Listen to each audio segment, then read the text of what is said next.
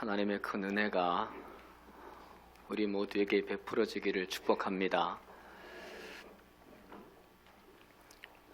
이스라엘 백성들이 가나안 땅을 앞두고 요단강을 건너가는 말씀이 오늘 말씀입니다. 요단강 하면 무슨 생각이 떠오르시나요? 천국이 생각나시죠? 죽음이 생각나고요. 요단강 건너가서 만납시다 그러면 천국 가서 만납시다 라고 이해가 됩니다. 요단강을 그렇게 이해를 하게 되는 건 아마도 찬송가 606장 때문인 것 같아요. 해보다 더 밝은 저 천국 믿음만 가지고 가겠네. 며칠 후 요단강 건너가 만나리. 의사였던 미국 사람 베넷이라는 사람이 지은 찬송시인데 원곡에는 요단강이 없습니다. 원래 가사는 아름다운 해변에서 만나자인데 우리나라에서 번역을 할 때 요단강으로 싹 바꿔버렸습니다. 잘못 번역을 한 거죠. 근데 그게 지금까지 계속 요단강으로 이어지고 있고 결국 그러니까 무슨 얘기냐 하면 요단강과 죽음, 요단강과 천국은 아무런 관련이 없습니다. 실제로 성경에 요단강을 건넌다는 것의 의미는 뭐냐 하면 약속의 땅을 위해 도전한다. 그리고 꿈을 위해 내 앞에 있는 어려움을 극복한다라는 뜻의 의미가 담겨져 있습니다. 그 내용이 바로 오늘 본문 여호수아 3장에 기록이 되고 있죠. 본문을 통해서 요단강에 도전을 해서 약속의 땅을 차지했던 이스라엘 백성들, 그들의 신앙이 어떤 신앙이었는지, 또 하나님은 그들에게 어떤 신앙을 요구하셨는지를 몇 가지로 함께 보려고 합니다. 첫째는 성결 신앙입니다. 5절이죠. 너희는 자신을 성결하게 하라. 여호와께서 내일 너희 가운데에 기이한 일들을 행하시리라. 하나님은요, 기이한 일들을 행하시기에 충분히 전능하신 분이십니다. 그런데 그 전능하신 능력을 누구에게 담아주길 원하시느냐 하면 성결한 자에게 담기를 원하십니다. 정리된 깨끗한 그릇에 귀한 음식과 새 음식을 담듯이요. 그래서 이스라엘 백성들에게 요단강을 건너는 기이한 축복을 주시고 또 가나안 땅을 차지하는 기이한 복을 주시기 위해서 백성들에게 성결하라 말씀을 하시죠. 하나님의 것을 담을 수 있게 세상 것 비워내자는 겁니다. 그리고 새 가나안을 담기 위해 옛 애굽의 것을 덜어내자는 겁니다. 누가복음 5장 38절에서 주님이 새 포도주는 새 부대에 넣어야 할 것이니라 말씀을 하셨습니다. 우리나라에서는 술을 항아리나 병에 담아두지만 먼 길을 자주 다녀야 하는 유목민 이스라엘 사람들은 휴대하기 편한 가죽 부대에 술을 담았습니다.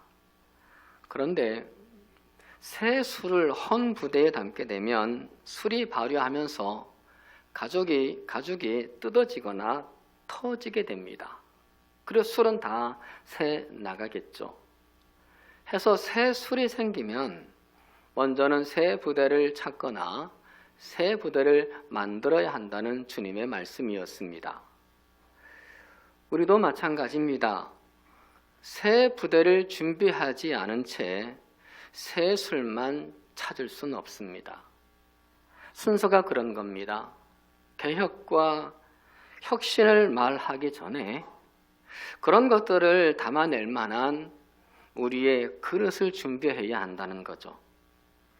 2020년 새해의 꿈들이 많습니다.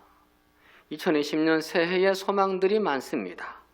그것들을 담아낼 우리의 신앙의 그릇을 준비해야 합니다.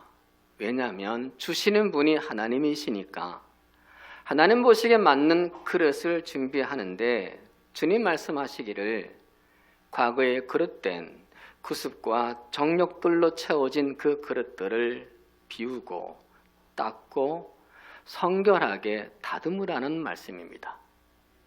그래야 주시고 그래야 받은 거 지킬 수 있거든요. 하나님께서 이스라엘 백성들이 요단강 건너가서 가나안의 첫 성 여리고성을 목전에 두고서도 그랬습니다.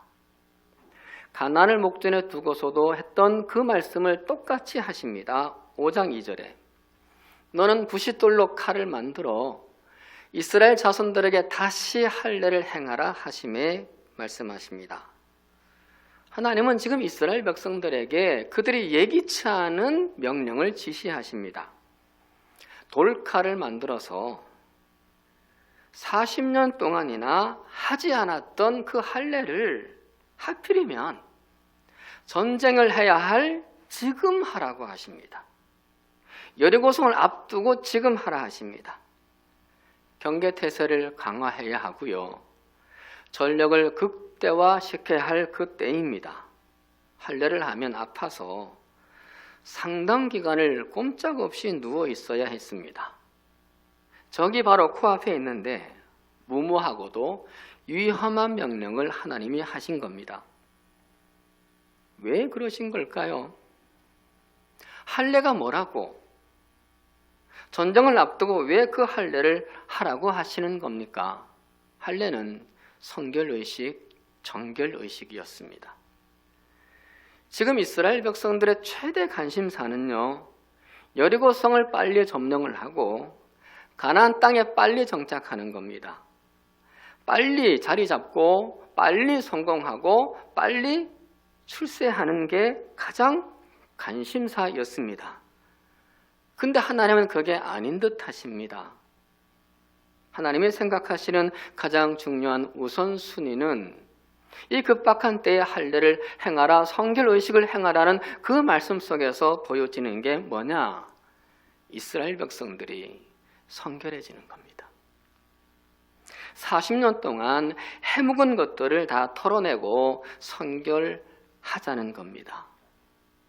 그 다음에 백성들의 꿈을 채워주겠다는 거죠. 백성들은 현실적으로 볼 땐 무모한 짓인 것을 다 알았습니다. 그런데 성결의식을 치르죠. 그리고 진중에 다 누워있을 때 하나님이 이렇게 말씀을 하셨습니다. 할례 행하기를 마침에 백성이 진중 각 처소에 머물며 낫기를 기다릴 때에 여호와께서 여호수아에게 이르시되 내가 오늘 애굽의 수치를 너희에게 떠나가게 하였다. 여러분, 성결의식을 마치고 누워있는 이스라엘 백성들에게 지금 오늘 너희가 그동안 430년 동안 받았던 애굽의 수치를 다 떠나가게 했다라고 선언하십니다. 이 얘기는 무슨 얘기입니까? 그들이 받았던 수치를 하나님이 갚으시겠다는 얘기예요. 무엇을 통해서요? 가나안 땅을 주시면서요. 해서 이스라엘 백성들이 지금 겪어왔던 실패와 아픔과 저주들을 떠나가게 하시겠다는 하나님의 의지가 담겨진 말씀인 거죠. 무엇을 할 때? 성결의식을 치르고 있을 때. 사랑하는 여러분, 가나안 땅을 얻기 전에 그리고 요단강 건너기 전에 받을 복을 계산하기 전에 성결함을 따져볼 일인 겁니다. 내 믿음의 성결함, 내 몸의 성결함, 내 마음의 성결함, 내 가정의 성결함, 이 교회의 성결함을 따져볼 일인 거죠. 다윗이 시편 51편 7절 8절에서 고백합니다. 우슬초로 나를 정결하게 하소서. 내가 정하리이다. 나의 죄를 씻어주소서. 내가 눈보다 희리이다. 내게 즐겁고 기쁜 소리를 들려주시사 주께서 꺾으신 뼈들도 즐거워하게 하소서. 즐겁고 기쁜 일을 기다리고 꺾인 뼈들까지도 즐거워 노래할 일을 기다리기 전에 다윗은 두렵고 떨리는 마음으로 자신의 성결을 살피고 있습니다. 이런 믿음이 살아있는 믿음이고 이 믿음에 복을 주시죠. 비록 내 삶이 꺾여 있을지라도, 내 인생이 꺾여 있을지라도 꺾인 그 자리에도 노래하도록 하나님이 만들어주는 그 복 말입니다. 나침판을 아시죠? 항상 바늘 끝이 흔들리고 떨고 있습니다. 떨면서 북쪽을 늘 향하고 있죠. 살아있는 나침판입니다. 그러나 고장난 나침판은, 죽은 난 나침판은 떨림이 없습니다. 방향을 잃어버리죠. 그 나침판 가지고 목적지에 갈 수 없습니다. 살아있는 믿음도 그와 같지 않을까요? 늘 떨림이 있는 게 살아있는 믿음입니다. 늘 하나님을 향하면서 떨림으로 나를 살피는 그 믿음이 살아있는 믿음이죠. 그 신앙을 갖고 사는 사람이 인도될 거고 목적지, 꿈에 도착하게 되겠죠. 고장난 믿음은 떨림이 없습니다. 그 어떤 일을 해도 태연합니다. 그 어떤 말씀에 위배된 삶을 살아도 떨림이라는 건 없습니다. 그러면 방향을 잃어버리게 됩니다. 결국은 가야 할 곳을 못 가게 되겠죠. 사랑하는 여러분, 떨림 있는 신앙, 그래서 성결을 살피는 신앙이 되기를 권면드립니다. 해서 요단강을 건너듯 꿈을 이루고 여리고성을 이기듯 세상을 이기는 우리 모두가 되기를 주의 이름으로 축원합니다. 두 번째는 불굴신앙입니다. 이스라엘 백성들은 40년 전에 홍해를 건넜었습니다. 그리고 나서 다시 요단강을 건너가야 하는데 홍해와 비교하다면 작은 강입니다. 그런데 물이 불어나는 시기가 되면 상황은 달라집니다. 엄청난 양의 물이 범람을 하고 물살도 거세지고 거칠어집니다. 그러면 요단강은 사람들에게 큰 위협이 됩니다. 그런데 오늘 본문에서요, 하나님께서 이스라엘 백성들이 요단강을 건너갈 그 시기를 언제로 잡으셨나요? 물이 가장 범람하는 시기였습니다.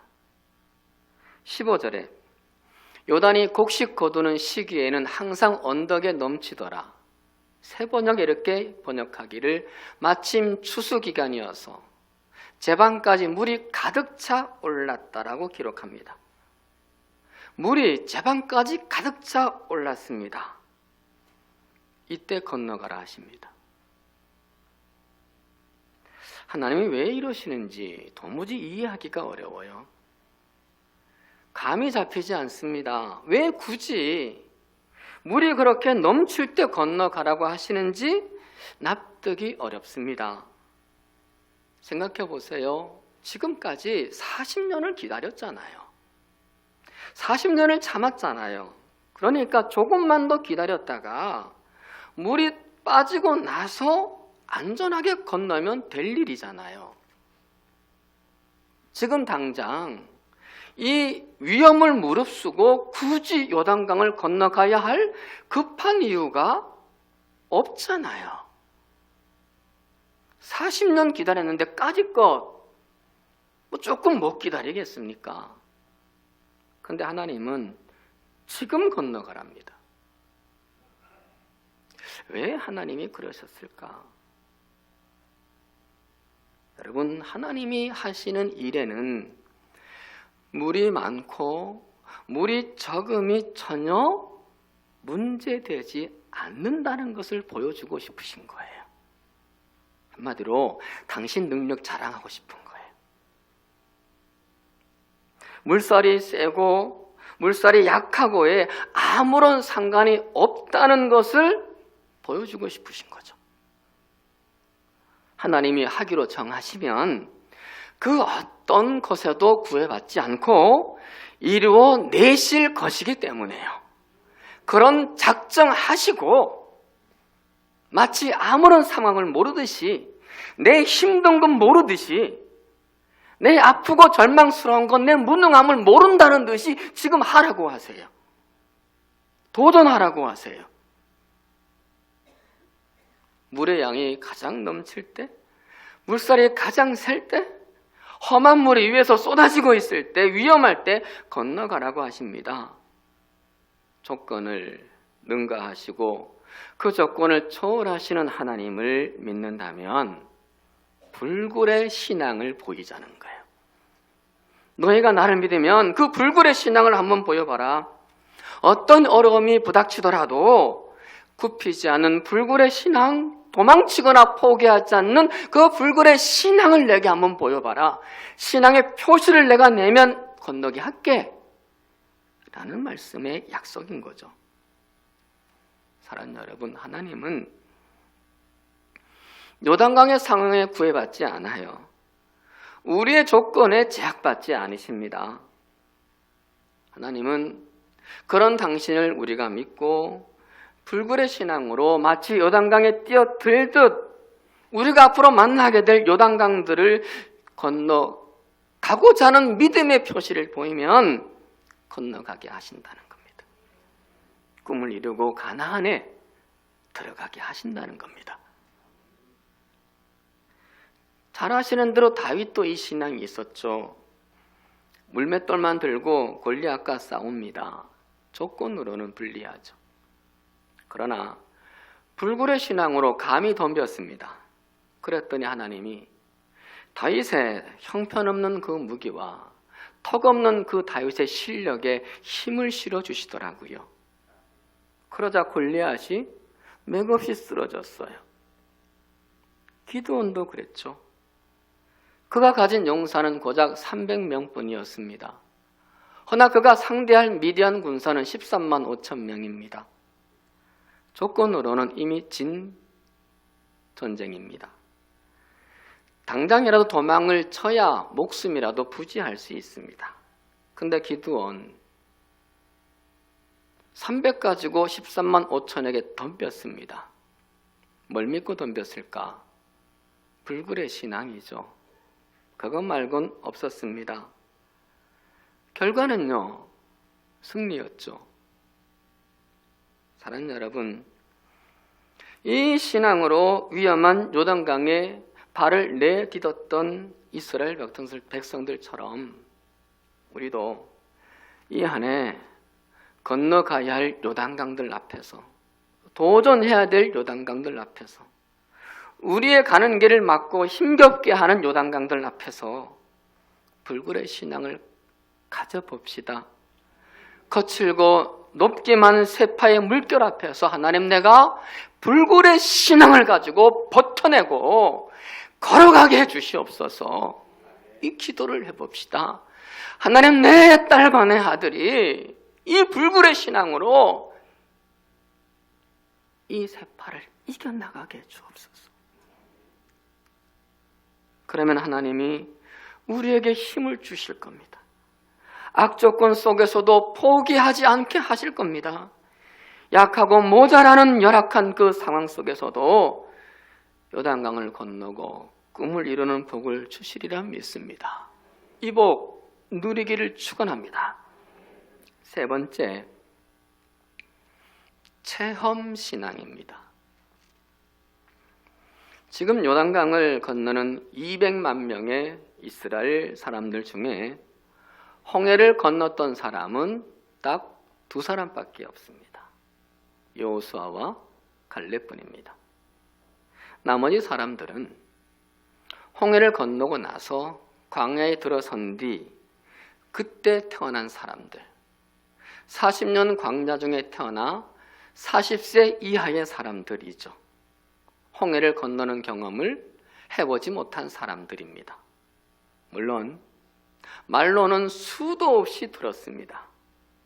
우리가 출애굽을 했는데 애굽의 바로 왕이 전 군대를 동원해서 우리를 추격해 왔다.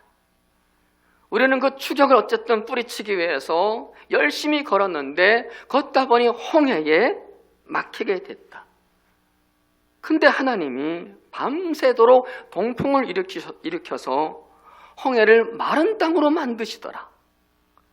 해서 우리는 그 마른 땅을 쉽게 걸어갈 수 있었고, 애굽 군대는 그 걸어왔던 바다에 모두 빠져서 몰살 당하더라.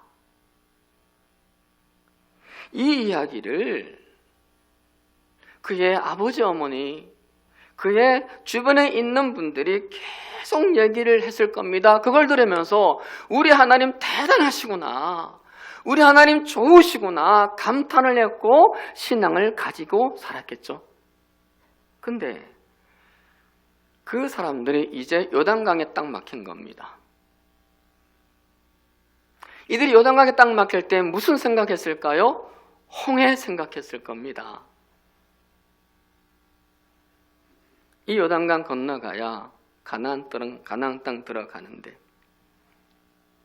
문제에 직면한 거고 위기에 봉착을 하고 만 겁니다.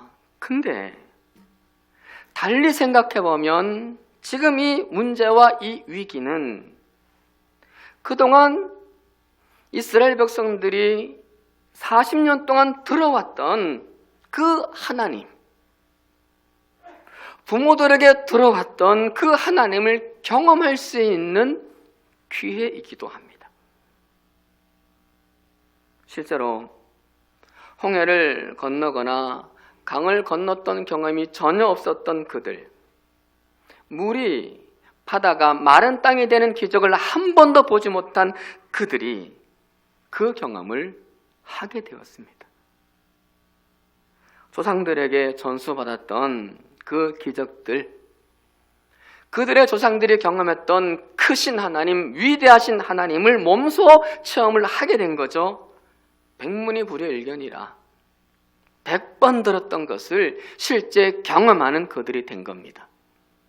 사랑하는 여러분, 하나님은 40세 이하의 그 이스라엘 백성들, 광야를 헤쳐나와 이제 가나안에 들어갈 그 백성들이 듣는 신앙에서 체험 신앙으로 변화되기를 원하신 겁니다. 배운 신앙에서 경험 신앙으로 변화가 되기를, 전통 신앙에서 체험 신앙으로 성숙이 되기를, 책 속의 신앙에서 실제 삶의 신앙으로 바꿔지기를 하나님이 원하셨던 거예요. 해서 그동안 들었던 그 하나님을 요단강 앞에서 보여주시는 거예요. 그래서 가나안 가서 힘있게 살아가라고요. 사랑하는 여러분, 저와 여러분의 신앙이 듣는 신앙에서 체험 신앙이 되기를 바랍니다.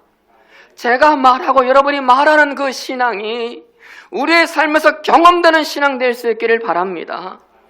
지금까지 들어왔던 하나님의 역사를 우리가 이제 친히 경험을 하고 성경 속의 수많은 사건의 축복들이 이 한 해 경험되어지기를 축원드립니다. 하나님이 객관적인 하나님이 아니요, 주님이 책 속에 묻어있는 그 하나님이 아니요, 역사 속에 묻어있는 하나님이 아니라 오늘 우리 이 시대에 우리 가정에 이 교회에 살아 움직이는 하나님으로 우리 모두가 경험할 수 있기를 축복합니다. 그 선조들, 또 우리 부모님들이 보고 만났던 하나님, 내 어머니가, 내 아버지가, 내 할아버지, 할머니가 만났던 그 하나님을 내가 만나고 경험하는 이 한 해로 살아가기를 축원합니다. 특별히 나만이 아니라 내 딸과 내 아들이 내가 경험한 하나님을 경험하고 성령 속에 하나님의 놀라운 그 역사하심을 경험할 수 있는 자녀가 돼서 하나님을 깊이 체험하는 삶으로 이 한 해를 걸어가기를 축원합니다. 사도 요한이 요한일서 1장 1절에서 이렇게 시작을 해요. 태초부터 있는 생명의 말씀에 관하여는 우리가 들은 바요, 눈으로 본 바요, 자세히 보고 우리의 손으로 만진 바라. 태초부터 전해 내려오는 수많은 하나님의 말씀들을 귀로 들었습니다. 감사한 일이죠. 그런데 그 말씀을 눈으로도 자세히 보기도 했습니다. 더 감사한 일이죠. 그런데 그 말씀들을 이제 손으로 만지기도 했습니다. 듣고 본 말씀들을 손으로 만졌습니다. 체험까지 했다는 거죠. 경험을 했다는 겁니다. 더더욱 감사한 일입니다. 듣는 신앙에서 만지는 신앙이 되었고요. 보는 신앙에서 만지는 신앙이 된 겁니다. 말씀 속에 하나님을 듣고 보는 정도에서가 아니라 그것도 감사한 일이지만은 경험하고 체험하는 더 감사할 수 있는 신앙이 되었다는 얘기죠. 이 고백이 우리의 고백이 되어지기를, 우리의 자녀들의, 특별히 우리의 한길의 청년들의 고백이 되어지기를 주님의 이름으로 축원합니다. 여러분이 들은 본 말씀들 만지는 이 한 해 되기를 축원합니다. 마지막 네 번째, 진보신앙입니다. 40세 이하의 이스라엘 백성들이 요단강을 건너는 것과 그들의 선조들이 홍해를 건넌 그 기적에는 한 가지 차이가 있습니다. 출애굽기 14장 21절 22절에서 홍해를 건너는 모습은 이랬습니다. 여호와께서 큰 동풍이 밤새도록 바닷물을 물러가게 하시니 물이 갈라져 바다가 마른 땅이 된지라. 이스라엘 자손이 바다 가운데를 육지로 걸어가고, 마른 땅이 된 그 바다를 확인하고 건너갑니다. 홍해가 마른 땅이 된 것을 확인하고 나서 발을 디뎠고 걸어갔습니다. 요단강은 조금 달랐습니다. 홍해처럼 마른 땅을 걸어간 것은 동일하나 처음부터 마른 땅은 아니었습니다. 물살샌 요단강 물이 계속 거세게 흘러내리고 있었습니다. 거대한 물줄기가 몰아치고 그칠 줄 몰랐습니다. 그런데 8절에서 하나님 말씀하세요. 요단 물가에 이르거든 요단에 들어서라. 두렵고 공포스러웠겠죠. 흘러내리고 세차게 몰아치는 그 요단강 물결을 뻔히 보고서도 들어서기가 어려웠을 겁니다.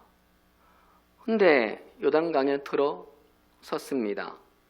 그렇다고 물이 바로 그치지 않았습니다. 본문 15절 16절에 제사장들의 발이 물가에 잠기자 곧 위에서부터 흘러내리던 물이 그쳐서 그래서 걸어갑니다. 발이 물에 완전히 잠겼을 때서야 도도히 흘러내리던 그칠 줄 모르던 물결이 멈췄습니다. 그때서야 서서히 땅이 드러나기 시작했고 그 진흙 땅이 마른 땅이 되었고 그 마른 땅을 걸어가게 되었습니다. 그게 요단강 도하 사건입니다. 제가 하나님이라면 감히 이렇게 하진 않을 겁니다. 지금 이 사람들, 지금까지 힘든 광야를 무려 40년을 버티고 또 버티고 견딘 사람들입니다. 힘겨운 그 광야 생활을 40년을 해온 사람들입니다. 불쌍해서라도 대견해서라도요 홍해보다는 쉽게 건너가게 전할 겁니다. 그리고 건너가자마자 철옹성인 여리고성과 전쟁을 해야 합니다.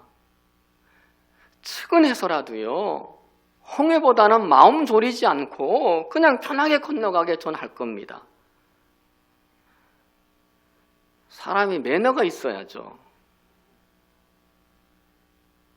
근데 하나님 무매너이십니다.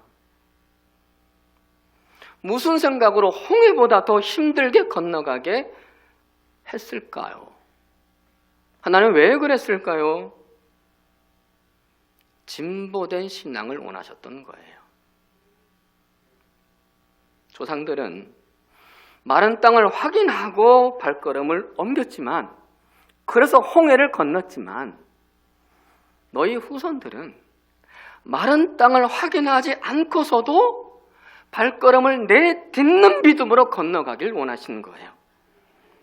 새로운 땅, 가나안 땅에 너희가 들어가서 살 때 삶의 어려움과 힘든 일이 많을 텐데, 이거 기억하고 진보된 그 신앙으로 또 걸어가기를 원하시던 거죠. 선조들보다 더 담대한 신앙, 더 과감하고 도전적인 그 신앙, 일신 우일신의 진보된 그 신앙을 하나님은 원하셨던 거예요. 10년 전보다 오늘보다 내일이 더 나은 신앙의 모습으로 갖고 살아가기를 원하셨던 거죠. 앞으로 살아가면서 마른 땅이 안 보이더라도 비전과 꿈의 시련이 까마득해지고 안개 같을지라도, 그러나 하나님 믿고 믿음의 발을 디디는 자, 그런 진보된 신앙으로 너희가 이제는 살아가라. 너희 선조들은 마른 땅 보고 홍해 건너 광야 갔지만, 너희들은 마른 땅 안 보고도 발 디뎌 가나안에 가는 거다. 가나안은 그렇게 되는 거다. 라고 하시는 거죠. 하나님의 이런 말씀은 요단강을 건넌 뒤 바로 요단강 건너고 나서 바로 길갈에서 만나를 멈추시고 메추라기를 멈추신 것에서도 보여져요. 하나님께서 요단강 건너자마자 만나 그치셨어요. 메추라기에 그치십니다. 그리고 가나안 땅에 소출을 먹게 하십니다. 아직 땅을 차지해서 농사 짓는 것도 아닌데 힘겨웠겠죠. 앞으로 이스라엘 백성들 이 가나안에서 5년 동안 전쟁을 해야 합니다. 31개의 성과 전면전을 벌이며 33명의 왕들과 싸워야 합니다. 상대는 이미 가나안 땅에서 오래전에 정착을 해서 왕이 있는 조직된 나라들입니다. 객관적으로 불리한 전쟁이에요. 그렇다면 적어도 먹을 거는 챙겨주셔야지. 힘도 없고 능도 없고 가진 것도 없는데, 게다가 전쟁에서 가나안을 차지해야 되는데, 앞으로 31개 성을 넘어야 되는데, 언제 전쟁 준비하고 언제 농사 짓고 언제 먹을 것 챙기냐는 거죠. 제 마음이에요.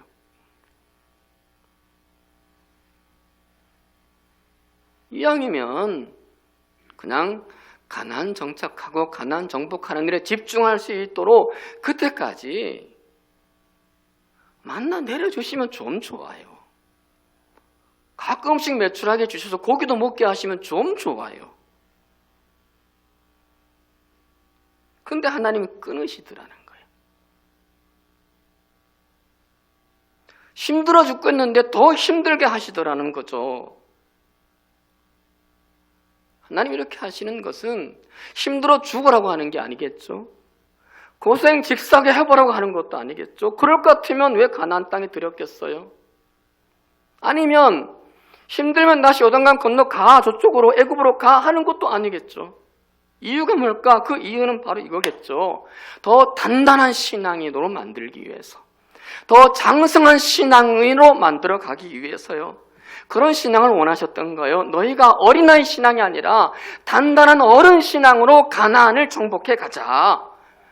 그리하면 이 가나안 땅에서 너희가 원했던 땅을 차지할 것이고 내가 바랬던 하나님 나라를 세우게 될 거다. 이거였어요. 사랑하는 여러분,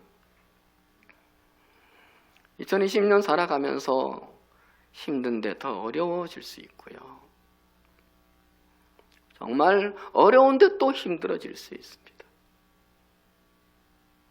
더 있어야 해도 부족한 판에 끊어질 수도 있습니다. 그런 요단강들을 만날 때, 그런 만나 끊어지는 아픔을 겪을 때 우리의 신앙이 더 진보되는 은혜가 있길 바랍니다. 과거보다 오늘보다 내일이 더 단단한 신앙, 더 깊고 넓어지는 신앙인으로 거듭나는 시간 되기를 축원합니다.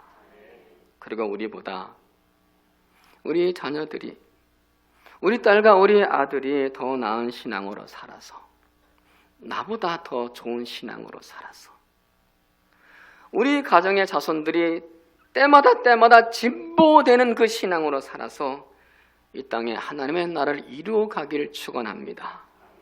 그래서 우리보다 더 값지고 우리보다 더 복된 인생을 살아가는 여러분들의 자녀, 자손들 다 되기를 진심으로 축복합니다. 말씀 마칩니다. 펼쳐진 2020년을 잘 살아가고 계시나요? 생각만큼 되고 있으시나요? 꿈꿨던 가나안의 그 세계 이루게 될 것 같으시나요? 아니면 벌써부터 삐걱대나요? 벌써부터 요단강의 걸림돌을 만나셨나요? 그런데 여러분, 오늘 우리가 말씀을 통해서 그런 모든 것들을 단지 걸림돌로만 생각하지 않도록 합시다. 우리를 변화시키시고 우리를 키우시기 위한 하나님의 도구다라고 생각하면 어떨까요? 성결신앙으로, 불굴신앙으로, 체험신앙으로, 진보신앙으로 키우시는 하나님의 손길로 믿으면 어떨까요? 그러면 좀 더 소망 생기고 좀 더 해보자는 의지가 생기지 않겠습니까? 해서 우리를 마침내 가나안의 31개 성을 점령하고 33명의 왕들을 정복하고 가나안의 주인된 이스라엘처럼 우리 또한 우리가 넘어야 할 많은 이 성들을 정복하게 하시는 하나님의 복을 받으시기를 하여 올해 이 땅 안에 우리의 아름다운 승리의 노래가 가득하기를 축복합니다.